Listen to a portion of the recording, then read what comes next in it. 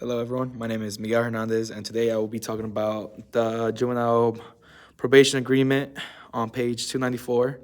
And while I was looking at it, I decided to elect number two. You will attend school daily, be on time, and obey all school regulations. You will exert your best efforts in completing your school assignments. I chose this because at the same time, if the juvenile does not choose to go to college after high school and everything, he or she would have a high school diploma that would help him out throughout his years. So I would like to implement number two. And also, number three, you will report for probation appointments as directed and be prompt to all such appointments. If for any excusable reason you are unable to report for an appointment, it is your responsibility to call your probation officer. This really helps out the juvenile with responsibility as it can create some sort of responsibility, such as in the future, let's say he or she has to go to any other given appointment. Well, let's say they can't make it, they got to reschedule that day. And at the same time, this probation appointment is really just like a checkup just for them to see how they are. And also, number four, the use, possessions, or sale of alcohol or drugs abuse should be forbidden, as the juvenile has already made these acts and should not be guaranteed any of these drugs or anything else, such as let's say selling marijuana. Let's say like the juvenile does not have a job, then we can help him, or like the probation officer can help him out with finding a stable job, a legal job where he or she cannot get and into any other kind of trouble. Sorry for that. Just lost my train of thought. But yeah. So I would like to implement number two, three, and four if I were the ones to create the policy, as this would help out the juvenile with responsibilities in the future.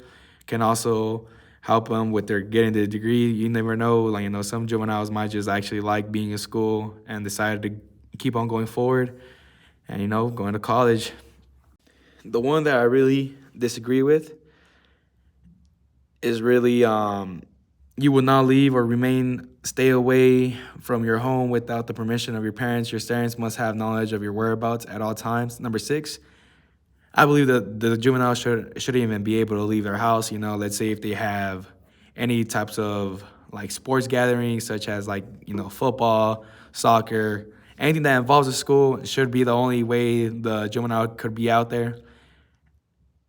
And their parents must know where they are at all times, because at sometimes we know that some juveniles might just try to escape probation and decide to go on the run.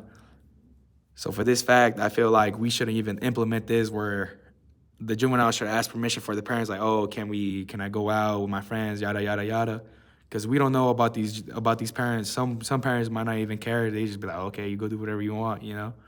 But I feel like in order for the juvenile to leave the house is really just in the front yard, in the backyard. Should really just stay close to his house, and shouldn't even be going out only unless there's a school activity, or unless he or she is in sports for the school, or have an after school program that is helping them out with school work, such as like getting their GPA up or also getting some grades up. So that's the only thing I really disagree about. Just them asking for permissions for parents, because we don't know if the parents are going to be are going to be protective, or they just might not even care about the juvenile. They might just be like, okay, do whatever you want, I feel like the conditions that I elected to do prevent very, very, very, prevent a lot of crimes of happening in the future, such as going to school every day. The kid is going to school every day, doing his homework, or his or her homework, is attending class every day. Probation, with probation appointments, they're attending every single day. And if they can't make it, then, they have to make something up in order for they won't make it. But at the same time, if they're getting there consistently and also not getting into no trouble, not getting into drugs, or like selling drugs again, or being out in the streets, hanging around with their old gangs and everything, I feel like this can prevent a lot of things, because they're not outside. You know what I mean? They're not outside. They just choose to be inside. They choose to do the right thing, as this whole probation is just for them to follow the right path in order for they could get a future, for like they won't be a statistic and just like in another book. So, yep, that's really just much it.